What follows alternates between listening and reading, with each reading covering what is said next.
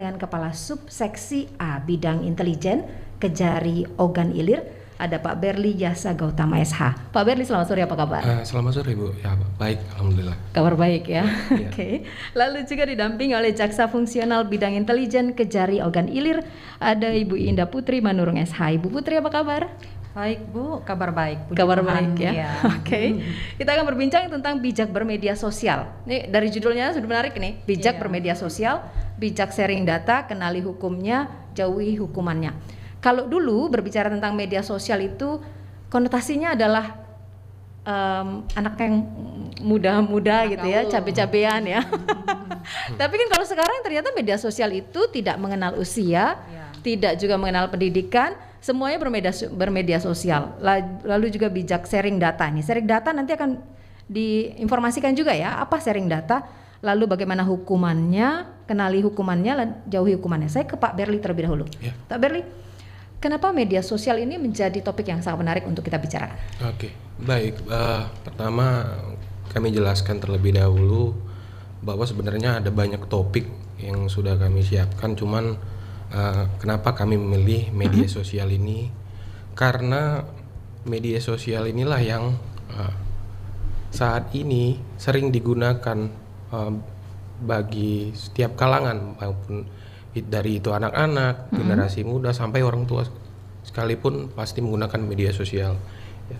Karena dari data yang kami dapatkan sekitar untuk tahun 2021 ini ada sekitar 170 juta orang yang menggunakan media sosial. 170 juta orang menggunakan media sosial. Iya. Hanya untuk penduduk Indonesia saja. Penduduk Indonesia saja 170 juta. Itu data terakhir diupdate di Februari 2021.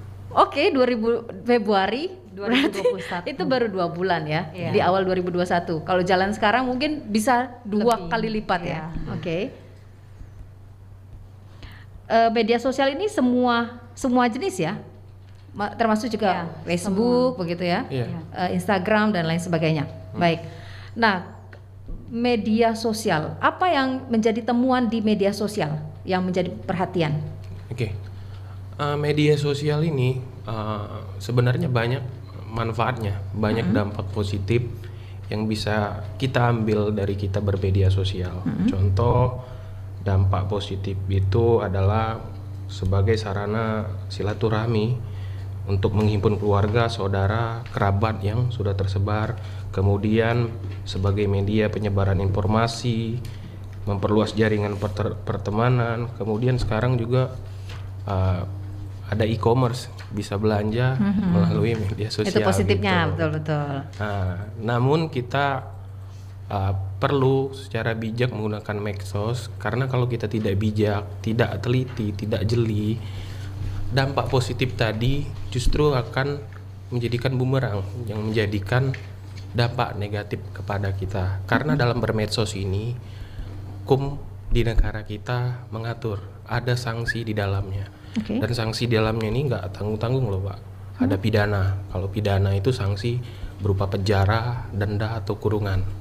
Ya. Untuk kasus nanti saya ke Bu Putri berarti ya? Sama. Oke. Oh, sama berdua begitu ya. Ada sanksi pidananya nanti disebutkan.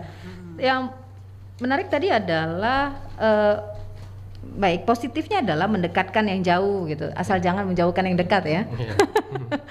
Nah, kalau dari segi usia ada data tidak ya? Untuk usia itu sendiri dari kalangan mana yang lebih banyak menggunakan media sosial? Oh, Bu Mary nanti yang menjawab ya. Oke, kalau usia ada Bu Mary datanya dari kalangan mana yang lebih banyak? Apakah yang pelajar atau justru di atas itu? Ya, kalau dari data pengguna kebanyakan generasi muda yang rentang usia antara 20 sampai 24 tahun. 20 sampai 24. 24 tahun yang Oke. menggunakan itu sekitar 80% dari 170 juta tadi. Berarti mereka tidak muda-muda banget ya. Berarti mereka bukanlah generasi Y begitu. Ya, Yang masuk kategori milenial ini. ya. 20 sampai dengan Iya, 24 itu yang 20 paling sampai 24 banyak. tahun, ya. Baik. Nah, kalau untuk sharing data, kenapa sharing data itu juga dibicarakan ini? Ini masuknya sharing data itu adalah data pribadi atau yang bagaimana ya? Ya, yang dimaksud di sharing data di sini adalah data pribadi. Nah, biasanya kita menggunakan medsos itu kita sering kebablasan gitu men-share atau mengunggah identitas pribadi kita. Nah, hal inilah yang harus kita sikapi, harus teliti karena namanya privasi itu kan harus dijaga, Mbak. Nah, kalaupun disebarkan nanti kemungkinan ada oknum-oknum yang tidak bertanggung jawab yang bisa menggunakan data kita untuk kejahatan. Begitu. Masuk kategori yang mana ini kalau sharing data yang sering sering di-upload oleh seseorang? Jatuhnya biasanya bisa lebih ke arah untuk cybercrime ya.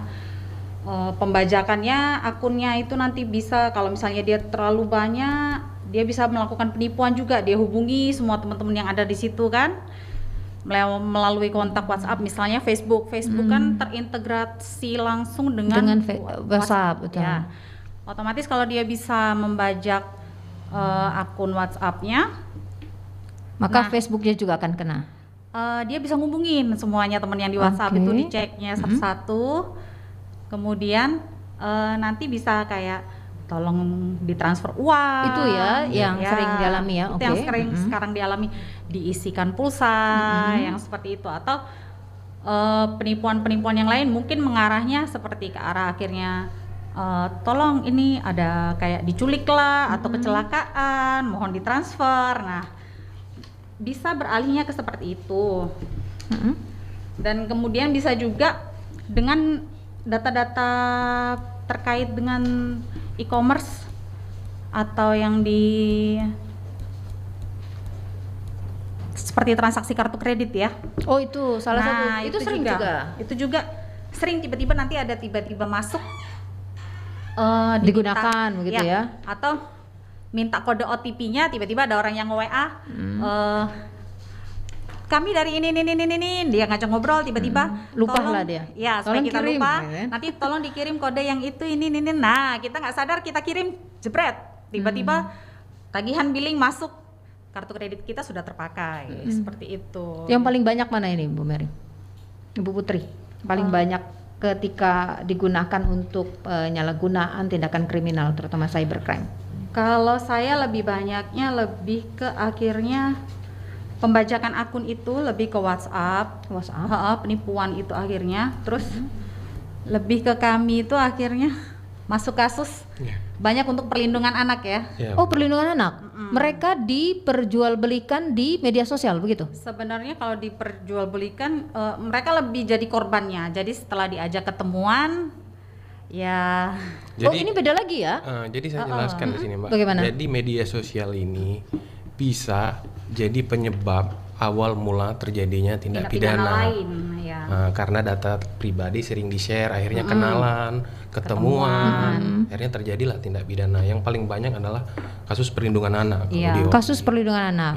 Jadi mereka ketemuan di mana akhirnya diculik atau pergi sama-sama begitu. Pergi sama-sama. Berarti sadar sama sadar ya. Tapi anak-anak ya di bawah usia begitu. Berarti ini bukan 20 sampai 24 lagi. Yang jadi korban berarti. Iya. Pengguna paling banyak tadi 20-24, tapi yang jadi korban justru banyak anak-anak. Iya. Baik. Kalau di Ogan Ilir sendiri kasusnya banyak? Kalau di Ogan Ilir sendiri, kalau saya sih paling 1 bulan itu kira-kira dapat 3 lah kasus pelindungan anak. Luar biasa ya, 1 bulan 3. Dengan korban yang anak itu belum lagi kalau pelakunya yang anak, karena anak berhadapan dengan hukum kan ada 3 jenis kan. Anak berhadapan dengan hukum yang sebagai pelaku, sebagai korban, dan sebagai saksi. Jadi kalau anak berhadapan dengan hukumnya sebagai korban rata-rata udah lumayan. Sudah banyak. Tapi pelaku juga ada ternyata. Mereka juga jadi pelaku. Anak juga di bawah usia ya. Oke. Nanti diinformasikan bagaimanakah bijak itu, bijaknya apa yang harus dilakukan oleh mereka supaya bijak, lalu juga orang tua ini ya kalau sudah kasusnya anak, lalu juga untuk bijak sharing datanya, apa yang diperbolehkan dan apa yang tidak diperbolehkan. Kita tahan sebentar di line telepon di 0711369977, ada yang bergabung. Selamat sore. Selamat sore, Bu. Sore, Pak. Dari mana, Pak? Dari Dipta, Bu. Dari Bapak? Bapak Dipta. Pak Dipta di Ogan Ilir. Silakan Pak Dipta. Saya mau nanya-nanya nih, Bu. Mm-mm. Kebetulan ada Pak Jaksa nih di Ya, dari organilir. Pak, boleh geser sedikit, Pak? Sinyalnya tidak begitu baik. Oh ya, udah jelas, Bu. Oke, sudah lebih baik. Silakan Pak Dipta. Ya. Ini saya mau nanya ke Pak Jaksa sama Ibu Jaksa nih. Pak Berli dan Ibu Putri. Kan sekarang di media sosial sering kita lihat ya, Bu, Pak, itu ibu-ibu yang sering curhat kalau suaminya nakal-nakal keluar, terus dia laporin, itu masuk pidana nggak, Bu?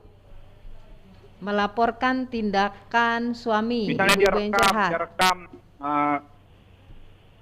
atau gini lah, misalnya Gimana, Pak? ada orang yang ngerekam orang, tiba-tiba disebarin di medsos gitu, itu bisa dipidana nggak? Merekamnya apa ya Pak? Lebih spesifik Rekam video. Videonya tindakan apa begitu? Ya misalnya ada orang lagi marah-marah keluar, Oke. habis itu direkam video disebarin di medsos tanpa izin orang marah-marah tadi, itu gimana? Oke. Ada lagi Pak Dipta pertanyaannya? Itu aja, Bu. Itu saja. Terima kasih Pak Dipta yang ada di Organ Ilir. Saya nanyanya sudah kayak jaksa ya. Apa spesifik gitu ya? Memang karena kalau menangani perkara pun kami juga harus harus spesifik. spesifik ya Bu ya. Oke. Pak Dipta ini menarik nih. Tapi beberapa kasus kemarin terakhir juga adalah perlindungan anak yang juga di Palembang ya. Di Palembang itu juga karena media sosial ya. Ya. Nah, bagaimana nanggapinya ini? Silakan Oke. Pak Berli. Oh, Pak Berli atau Bu Putri? Pak Berli dulu, nanti ditambahin Bu Putri. Oke. Sebenarnya bermedia sosial atau sharing data ini tergantung kita, seperti tadi awal saya sudah bilang kan, tergantung bagaimana kita menggunakannya. Nah, kalau untuk sebelum mengunggah video, hendaknya kita berpikir dulu, Mbak. Nah, berpikir ini banyakkan manfaat atau enggaknya. Kemudian video ini benar apa enggak gitu. Jangan langsung di-share. Kalaupun seperti yang tadi Bapak Dipta bilang, ada kejadian ya video misalkan Suaminya lagi marah-marah, direkam sama istrinya, lalu diupload gitu. Atau suami tetangga lagi marah sama istrinya, direkam sama tetangga gitu kan. Ya. Lalu diupload. Nah, ini sebetulnya bagaimana? Pelanggaran atau tidak? kalau pelanggaran ya tergantung kita menyikapinya sih.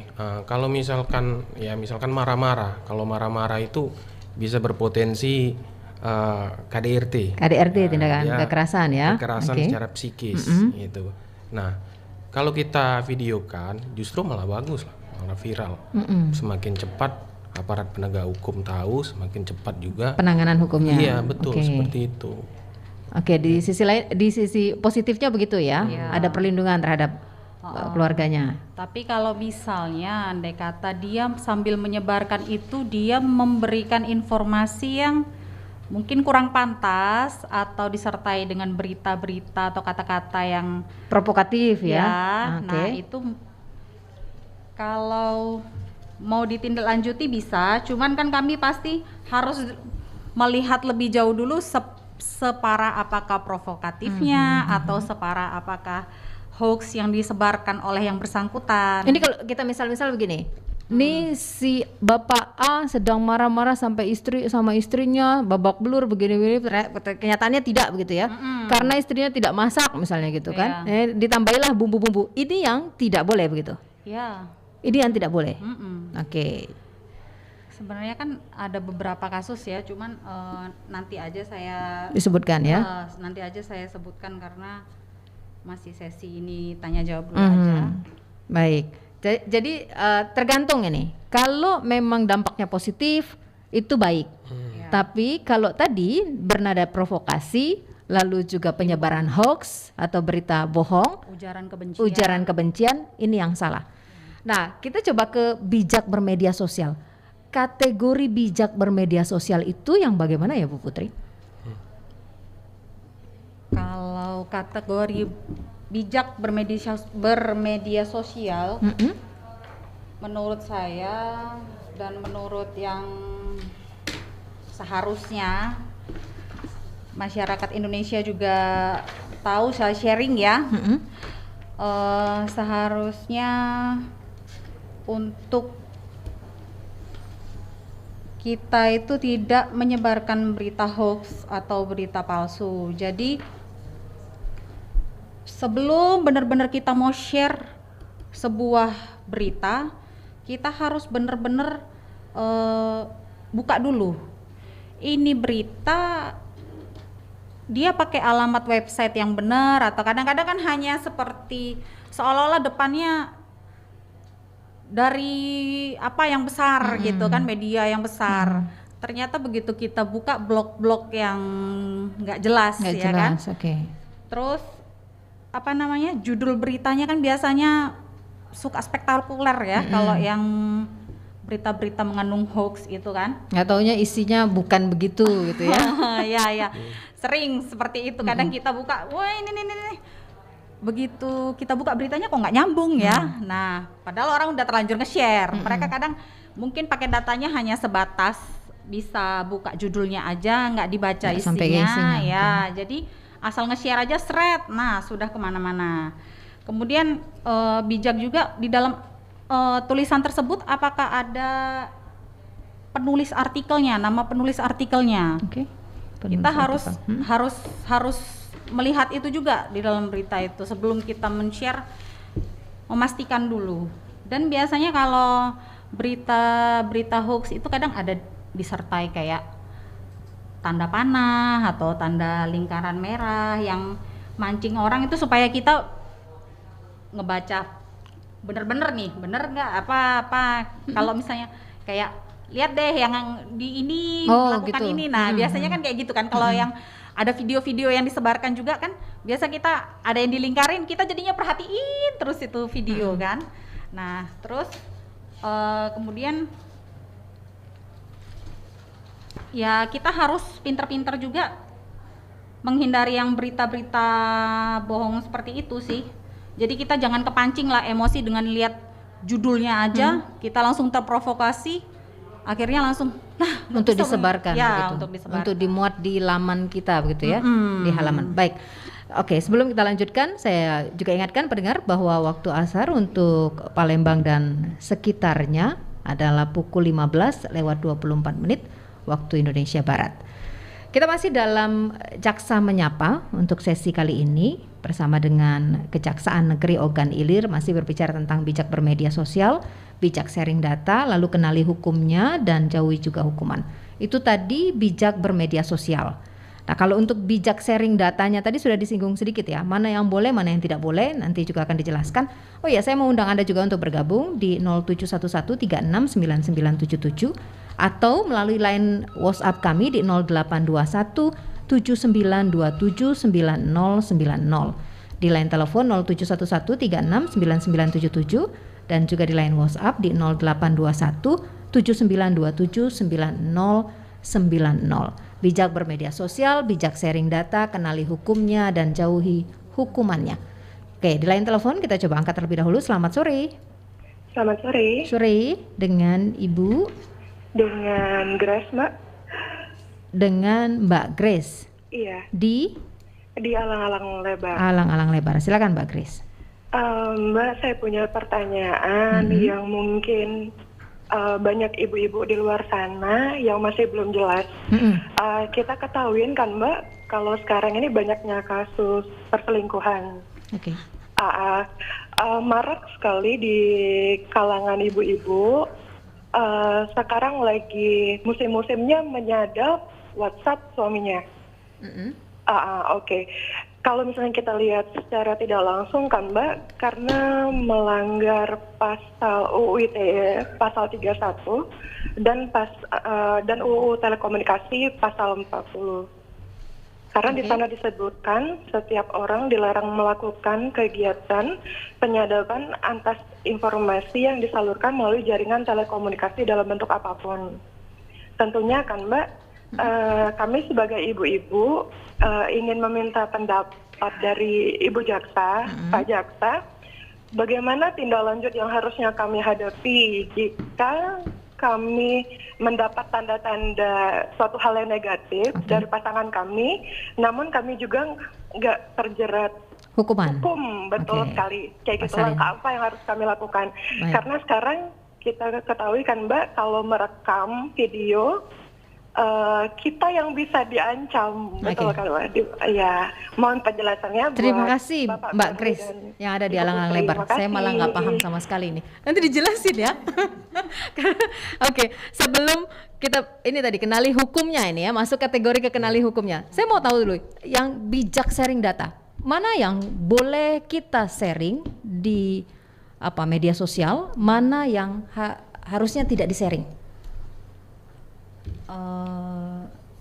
Kalau pengetahuan saya yang pasti untuk data seperti data keamanan bank sebaiknya tidak di-sharing. Data keamanan Bang. Beberapa waktu lalu ada ungkapan misalnya begini, ada orang yang karena kan euforia vaksinasi nih sekarang, vaksin, lalu dipoto, padahal di situ ada barcode. Banyak orang yang tidak paham, ada apa sih di barcode itu, begitu kan? Katanya ada data diri. Lalu beberapa waktu yang lalu juga sebelumnya lagi heboh-hebohnya euforia mungkin menggunakan pesawat, maka boarding pass yang dipoto, begitu kan ya? Untung bukan KTP gitu. Nah itu bagaimana sih Bu Putri, sebetulnya diperbolehkan atau tidak, atau apa yang bisa didapatkan oleh mereka? Karena kan nih saya orang awam saja tidak paham itu, ada apa di dalamnya. Bagaimana dengan mereka yang punya niat memang untuk tindakan kriminal menggunakan cyber ini? Sejauh pengetahuan saya selama ini ya, kalau untuk data pribadi itu sebaiknya memang tidak kita upload gitu ya? upload. Jadi kalaupun memang mau diupload, ditutupin aja. Oke. Ada yang beberapa di mark gitu loh. Misalnya apa saja itu? Tanggal lahir tidak begitu? Yang pasti tempat tanggal lahir iya. Tempat tanggal lahir tidak diupload. Tempat tanggal lahir tidak diupload karena hampir beberapa menurut saya sih semua bank itu kalau mereka minta untuk kita, kalau untuk recheck data, misalnya kita mau komplain atau mau apapun by phone ke bank, itu mereka pasti akan minta pencocokan identitas kita diri dulu. Itu sudah terbuka ya dengan sendirinya. Oke. Jadi sebaiknya di zaman yang sudah serba digital dan modern seperti ini, yang dimana-mana orang gampang sekali untuk mengakses data kita, kita sudah nggak lagi untuk mengupload semua itu. Tempat tanggal lahir, oke, itu yang jangan. Lalu apa lagi? Nomor handphone tidak? Nomor handphone pun tidak. Kalaupun nomor handphone yang diupload itu yang tidak terintegrasi dengan WA dan yang berkaitan dengan transaksi perbankan, internet banking, SMS banking, yang seperti itu. Apalagi? Jadi agar dibedakan nomor handphone yang memang untuk bersosial media dan untuk transaksi perbankan dan yang untuk pribadi. Tapi intinya lebih baik tidak mencantumkan nomor handphone begitu ya. Alamat juga tidak begitu ya. Alamat email juga. Oh, alamat email juga. Karena beberapa bank juga seperti itu. Oke, alamat hampir email. semua billing tagihan untuk kartu kredit pasti perbankan sekarang ada di alamat email ya. Mereka akan lebih memilih untuk email mengirimkannya karena paperless ya. Sudah nggak dikenakan biaya juga dan sudah tidak menghabiskan kertas juga kan. Jadi mereka akan lebih pilih alamat email. Alamat email. Baik. Nah, kita coba masuk ke ranah bijak hukumnya. Kita kenali hukumnya. Saya menarik tadi ya Mbak Grace yang ada di alang-alang lebar. Pasal 31 Undang-Undang ITE. Bunyinya apa ya? Pasal 40 Undang-Undang Telekomunikasi. Nih kalau untuk kasus penyadapan ini, misalnya nih kasus penyadapan, diperbolehkan tidak untuk menyadap? Waduh, sudah seperti detektif. Sebetulnya ada tidak sih larangan untuk kasus penyadapan di masyarakat umum? Sebenarnya ada. Sebenarnya ada. Sebenarnya penyadapan itu hanya bisa dilakukan oleh beberapa instansi tertentu yang memang sudah memiliki izin. Ya, jadi penyadapan ini setiap orang umum diperbolehkan. Contohnya penyadapan seperti KPK dan Dan itu pun penegak hukum kalau mau menyadap itu harus izin dari pengadilan. Ya, jadi penegak hukum aja harus izin dari pengadilan, apalagi masyarakat umum gitu. Meskipun itu suaminya. Nah ini bingung Ya, ini. kembali lagi ya ke itu pertanyaan Mbak Grace tadi kan sudah masuk dalam lingkup rumah tangga ya. Nah kalau soal penyadapan yang katanya indikasinya suaminya apa tadi Mbak? Misalnya nih melakukan perselingkuhan, curiga begitu ya. Kecurigaan itu balik-balik lagi ke istri sama suaminya itu. Oke. Jadi kembali lagi tadi yang saya jelaskan ya, hendaknya masalah pribadi atau rumah tangga sih ya sebaiknya jangan di-share. Jangan di-share. Ya, kalaupun itu memang suaminya selingkuh atau bagaimana, ya tetap bisa di videokan atau direkam, dan itu bisa jadi alat bukti apabila si suami mau diproses secara hukum. Oke, gitu. bisa dilaporkan saja ke kepolisian begitu ya, ke penegak hukum ya. Nah kalau sebetulnya untuk misalnya yang dialami oleh Mbak Grace tadi di alang-alang lebar, ini misalnya, ini kan Mbak Grace bertanya gini, mereka mencoba menyadap, lalu mereka takut dikenakan hukuman atau tidak ini kira-kira? Sepanjang apa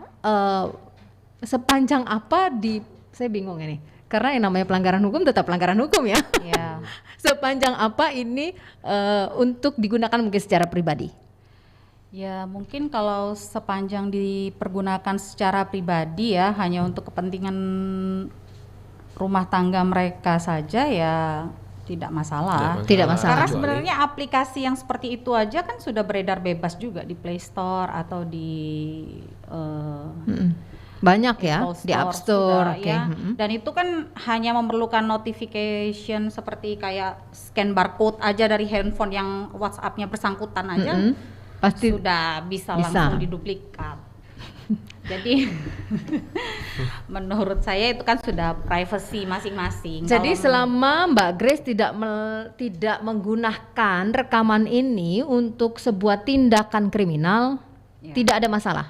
Iya. Seperti itu kan? Sebarluaskannya Tidak disebarluaskan begitu? Ya itu tadi yang saya bilang tadi, kalau disebarluaskannya yang mengandung ujaran yang seperti provokasinya, yang dia mungkin disertai dengan komentar-komentar yang lain ya. Pernah ada kasus seperti itu?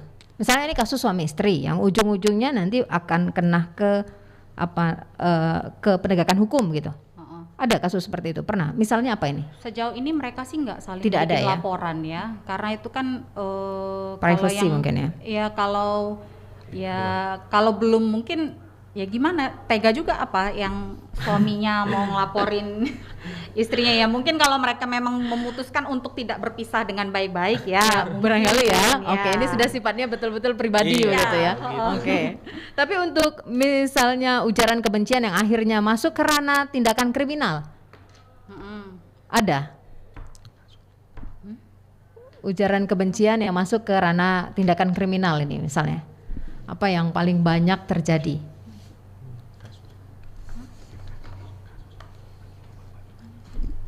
Ada kasus ya mungkin.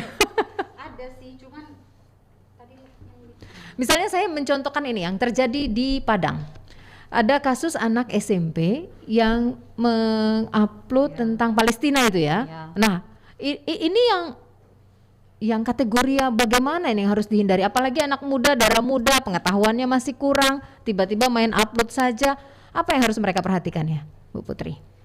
yang untuk maksudnya memperhatikan Apa yang harus mereka bijak menggunakan media sosial mereka, tidak ada provokasi, tidak juga menghujat. Nah, ini yang apa yang harus diperhatikan oleh mereka? Yang harus diperhatikan oleh mereka yaitu harusnya agar mereka mulai berpikir terlebih dahulu. Sebelum benar-benar mau diklik send komentarnya, itu dibaca lagi berulang-ulang, jangan menggunakan kata-kata yang kasar, jangan menggunakan kata-kata yang ya harus mementingkan etika ya. Sebenarnya kalau masalah kasus yang di Padang itu sebenarnya di sini harus ada peran juga dari orang tua, apalagi anak. Nah, sebagaimana orang tua harus bijak mengawasi anak-anak yang bermedsos gitu. Jadi intinya kita itu saring dulu baru sharing gitu. Oke. Kesimpulan yang disampaikan. Menarik ya, orang tua intinya harus memonitor media sosial. Jangan-jangan kasus yang terjadi di Ogan Ilir katanya 3 anak minimal itu ya, minimal 3 anak per bulan itu orang tuanya tidak tahu. Kebanyakan sih rata-rata orang tuanya itu sibuk bekerja. Bekerja. Ya. Jadi anak itu di rumah nggak ada yang menjaga. Akhirnya Jadi betul Iya. ya, banyak mereka yang loss of control dari orang tuanya. Orang tua tuh tidak tahu apa yang terjadi dengan anaknya, bagaimana mereka di media sosial. Banyak yang seperti itu.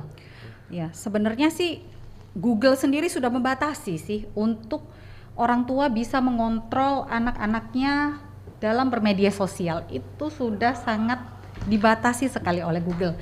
Jadi agar orang tua itu pada saat membelikan misalnya zaman sekarang ini kan memang sudah pakai handphone yang rata-rata setiap anak sudah menggunakan smartphone ya. Karena sekolah juga dari rumah. Nah, untuk login handphone pertama kali itu kan disuruh masukkan email. Nah, di dalam email itu bisa dibuat agar email itu statusnya email anak-anak dan terintegrasi dengan Email orang tuanya. email orang tua. Jadi semua kegiatan yang ada di handphone anak itu Bisa dipantau oleh orang tua. harus melalui persetujuan dari orang tua, dari handphone orang tua dulu. Jadi misalnya kayak si anak mau download aplikasi apa, dia itu pasti nanti langsung terkoneksi ke handphonenya orang tua. Butuh persetujuan. Apakah dari handphone ini bisa atau tidak? Cuman mungkin memang banyak yang masih belum tahu. Orang tuanya yang belum paham. Jadi melalui media ini juga hari ini juga saya menginfokan agar sebisa mungkin juga orang tua mulai untuk mengecek handphone anak, dimulai lagi dari awal, di restart ulang lagi handphonenya anaknya, emailnya didaftarkan terintegrasi dengan sebagai anak di emailnya handphone orang tua. Jadi kita bisa membatasi anak-anak dalam menggunakan handphone. Baik, kita nanti bicara tentang kenali hukumnya, jauhi hukumannya. Bagaimanakah hukumnya nanti dijabarkan ya Bu Putri dan juga Pak Berli. Lalu hukuman apa yang harus kita jauhi? Kita akan break sejenak, tetap bersama kami. Tersangka ini mengaku mengunggah dan menyebarkan informasi hoax dari akun Facebook. Tersangka dijerat Undang-Undang ITE. Konten hoax, ujar kebencian itu terus didalami oleh Direktorat Cyber.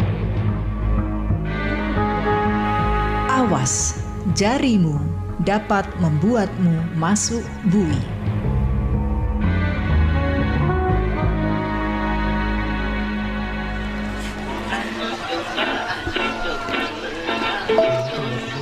Mas, ada pesan penting, Mas. Kenapa tuh? Ini loh, baca. Loh, penting. Kirim ke Bapak, Bu. Biar Bapak bisa bagi ke teman-teman Bapak. Wah, Ibu juga mau kirim ke teman-teman Ibu. Tidak butuh waktu lama bagi si hoax untuk merajalela jika jari jemari tidak dikendalikan.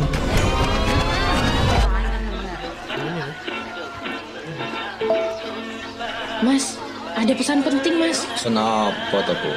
Ini loh, baca. Oh, udah dicek belum kebenarannya?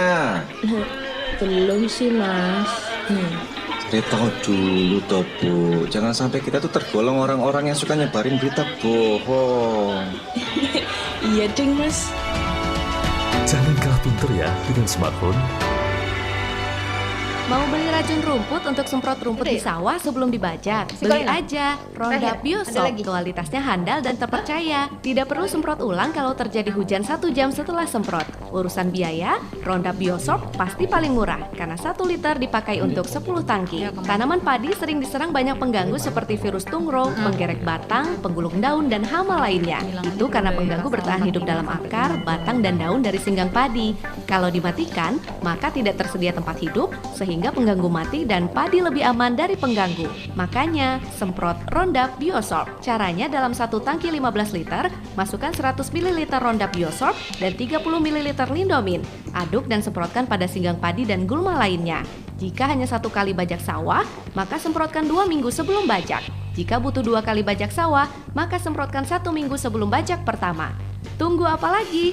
Matikan gulma singgang padi sampai ke akar-akarnya agar tidak menjadi tempat hidup virus dan hama. Semprotkan campuran 100 ml Roundup Biosorb dan 30 ml Lindomin per tangki. Iklan ini dipersembahkan oleh PT New Farm Indonesia. Win, sini deh, sini cepetan. Cek dulu ini, cek. Apaan sih? Ini loh, akun Gossip Hits itu. Cek deh, postingan terakhirnya rame banget. Oh, si artis ini? Iya, emang so cantik banget, sebel deh liatnya. Komen. Yuk, komen. Ini cewek dua ngapain sih, heboh banget? Ini loh, akun Gossip itu. Lagi rame banget postingannya. Komen.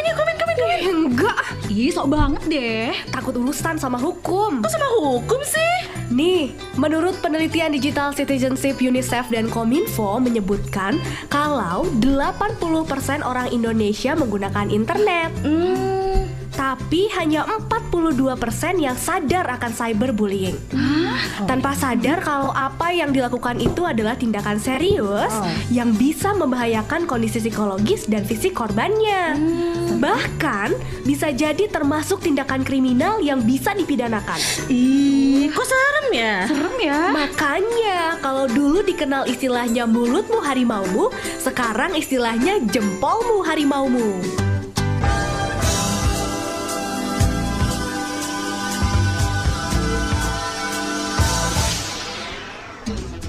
Terima kasih Anda masih bersama kami dalam Jaksa Menyapa untuk sore hari ini bersama dengan Kejaksaan Negeri Ogan Ilir.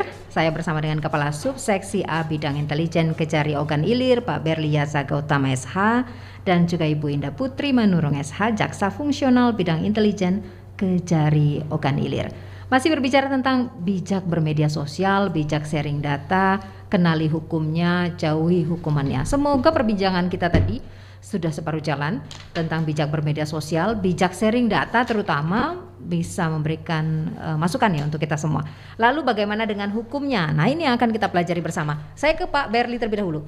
Hukumnya bagaimana, Pak? Baik, sebelum dijawab kita coba angkat telepon terlebih dahulu ya di 0711369977 ataupun di line WhatsApp ya Anda. Kalau misalnya ingin bertanya juga bisa di line WhatsApp kami 0821 7927 9090. Baik, di line telepon selamat sore. Selamat sore, dengan siapa di mana? Dengan Pak Amin di Riau, Pak. Pak Amin di Riau? Iya. Oke, silakan Pak Amin. Assalamualaikum Pak Jasa dan Ibu. Waalaikumsalam. Saya mau nanya begini, Bu, Pak Jasa dan Ibu ya. Bagaimana dengan di dalam undang-undang bertelekomunikasi ini pokoknya di negara kita tentang orang yang jual beli atau katakanlah yang berdagang melalui HP begitu ya. Ya, apakah hal-hal yang semacam itu ada kode-kode etik yang tidak boleh dilakukan seperti menjual online itu ya kan, banyak sekali itu dilakukan. Jadi kami mohon petunjuk dan saran dari Bapak dan Ibu Jaksa juga ya. Oke. Hal-hal yang tergantung ini Pak Amin. Pak Amin jual apa ya? Ya jual itu ada yang permintaan dari konsumen lah ya kan, ada tas, ada baju, ada kain-kain juga begitu ya. Itu aja saja. dulu. Baik, terima kasih Pak Amin. Assalamualaikum warahmatullahi wabarakatuh. Waalaikumsalam warahmatullahi wabarakatuh. Asal jangan jual anak ini yang bahaya kan? Iya kan, saya kan bingung tadi. Apakah ada pelanggaran kode etik? Saya bingung. Jual narkoba juga jelas tidak boleh. Tidak usah melalui jaringan internet juga. Yang begitu kan tidak boleh. Nanti ditanggapin yang Pak Amin tentang bagaimanakah jual beli atau perdagangan. Adakah kode etiknya? Saya ke Pak Berli terlebih dahulu. Hukumnya ini Pak, kalau misalnya kita salah menggunakan media sosial ataupun juga sharing data. Baik. Sebenarnya hukum di negara kita ini sudah diatur sejak tahun 2008. Ada yang namanya Undang-Undang Informasi dan Transaksi Elektronik, dan sekarang sudah diperbarui lagi dari 2008 itu ke Undang-Undang Nomor 19 tahun 2016. Sama juga tentang informasi dan transaksi elektronik. Ada banyak ketentuan di dalam undang-undang tersebut. Bisa dilihat dari pasal 45 sampai dengan pasal 52 yang mungkin saya tidak bisa jabarkan satu persatu ya Mbak karena banyak ini dan mungkin hanya sebagian saja yang akan disebutkan sering terjadi. Oke, sering gitu. terjadi. Ada di pasal 45 ayat 1 dan ayat 2 itu perbuatan yang dilarang adalah sengaja dan tanpa hak mendistribusikan suatu informasi elektronik atau dokumen elektronik yang memiliki muatan yang melanggar kesusilaan, perjudian, kemudian muatan pemerasan dan atau pengancaman. Ini sanksinya pidana penjara paling lama 6 tahun, kemudian denda paling banyak 1 miliar. Dan juga yang banyak juga adalah pasal 45 ayat 3 sengaja tanpa hak mendistribusikan atau mentransmisikan informasi elektronik yang memiliki muatan penghinaan atau pencemaran nama baik pidana. Ya, ini paling sanksi pidananya paling lama 4 tahun, paling banyak 750 juta. Gitu. Contoh kasus deh yang misalnya nama baik ini.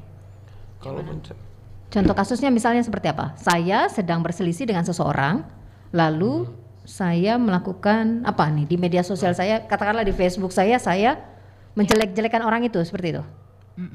Bisa jadi. Yang paling konkret sih yang bisa kita lihat kasusnya Ahmad Dhani ya. Ahmad Dhani. Yang waktu pada saat dia lagi apa itu ya, demo atau apa itu? Yang di Surabaya bukan?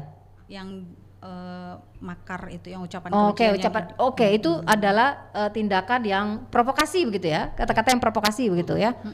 Oke, itu saya muat di media sosial atau orang merekam saya, itu juga kena. Saya juga bisa dilaporkan atau bagaimana ya? Bisa semuanya. Bisa semuanya. Jadi ketika saya melakukan provokasi, lagi marah-marah begitu, ada yang merekam lalu diupload di media, maka saya bisa kena hukuman. Ya, cuman kalau yang mungkin kasusnya Ahmad Dhani yang diproses hanya Ahmad Dhaninya aja. Itu tindakannya ya. Oke. Sama seperti kasusnya Ariel Peter Pan itu kan yang kena waktu itu hanya Arielnya karena dia yang membuat tindakannya, membuat videonya. Oh, itu juga tidak boleh. Itu jelas ya, jelas akan ada hukumannya. Baik. Nah, tadi yang untuk pasal menarik ya, pasal 45. Yang 6 tahun dan 1 miliar itu adalah kalau misalnya saya nih sedang marah, lalu saya taruh di media begitu, menjelekkan si A. Kita lihat dulu yang dilarang di sini adalah pencemarannya. Pencemaran. Jadi kita telah dulu apa definisi dari pencemaran. Nah, pencemaran ini kan ada tindakan yang tidak benar, gitu. Istilahnya ada unsur kebohongannya. Nah, jadi tergantung apa yang disampaikan, Mbak. Jadi kalau itu kebenaran ya menurut saya sah-sah aja. Kalau tindakan itu berupa kebohongan, itu sudah masuk pencemaran. Ya, pencemaran, oke.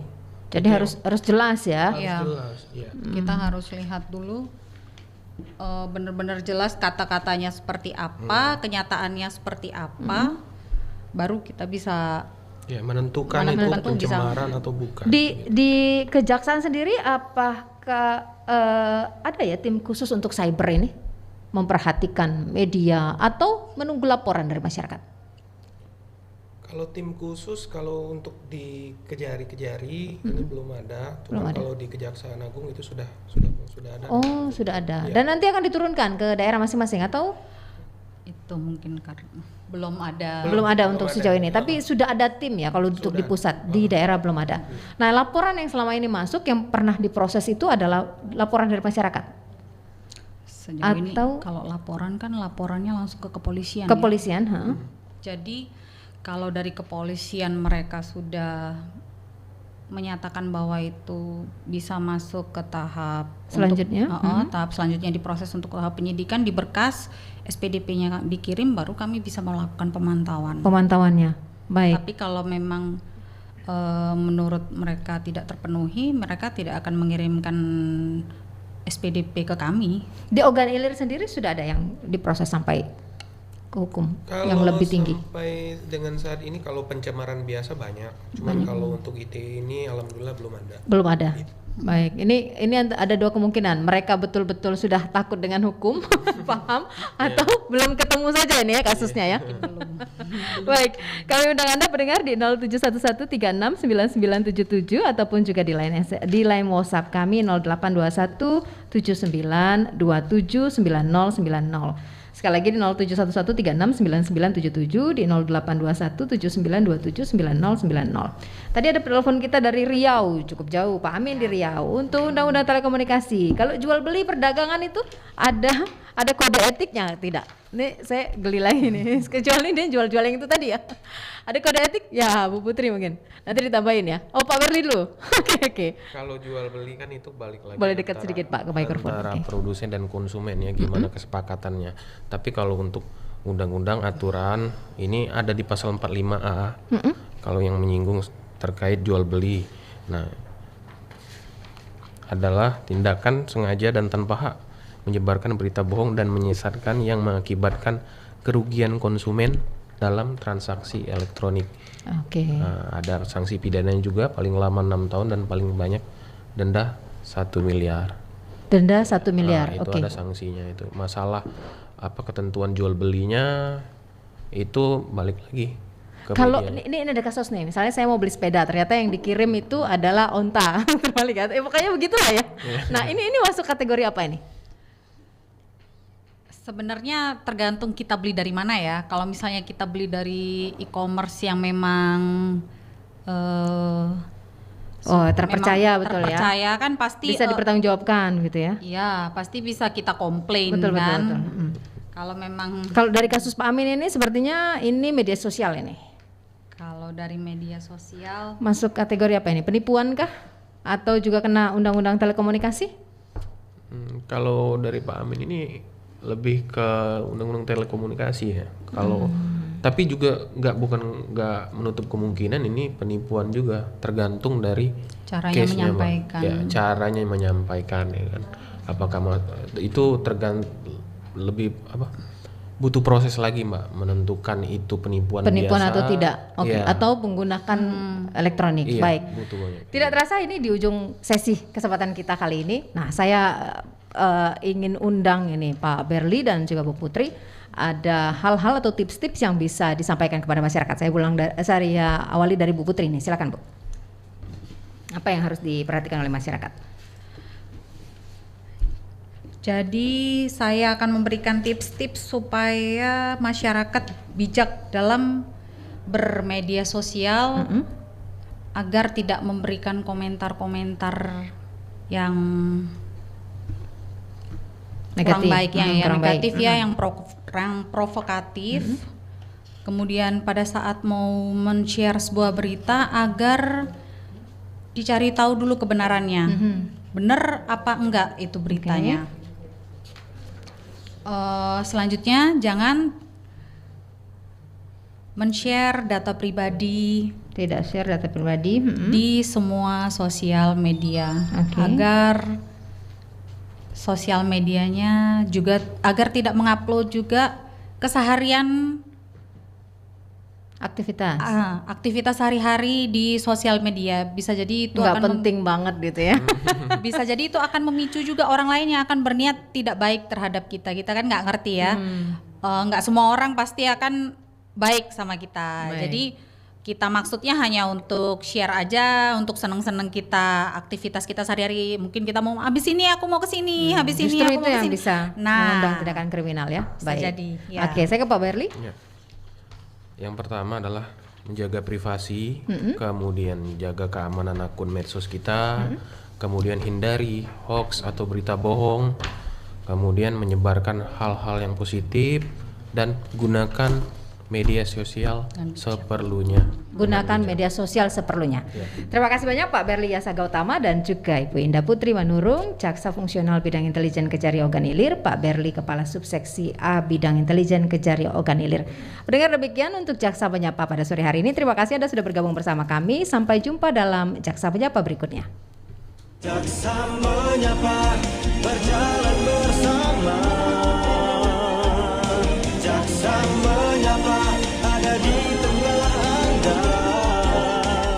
baru saja mendengarkan dialog Jaksa Menyapa, kerjasama LPP RRI dengan Kejaksaan Republik Indonesia.